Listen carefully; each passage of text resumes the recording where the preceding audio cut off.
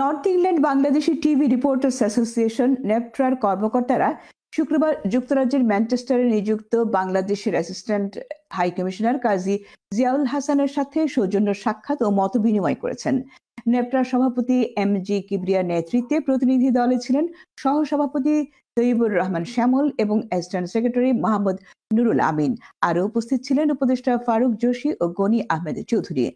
ম্যানচেস্টারস্থ assistant commissioner সম্মেলন কক্ষে অনুষ্ঠিত বৈঠকে নেপট্রার নেতৃবৃন্দ নর্থ ইংল্যান্ডের বাংলাদেশি কমিউনিটি ও মিডিয়া কর্মীদের স্বার্থে এবং হাই কমিশনার কনসুলার সার্ভিসের মানোন্নয়ন সহ বিভিন্ন ইস্যুতে কথা বলেন। জবাবে assistant high commissioner Kazi Ziaul Hasan নেপট্রার নতুন কমিটিকে অভিনন্দন ও নেতৃবৃন্দকে স্বাগত জানিয়ে বলেন, প্রবাসী বাংলাদেশিদের সেবায় অ্যাসিস্ট্যান্ট হাই কমিশন নিরলসভাবে কাজ করে যাচ্ছে এবং সেবার মান উন্নয়নেও সচেষ্ট রয়েছে।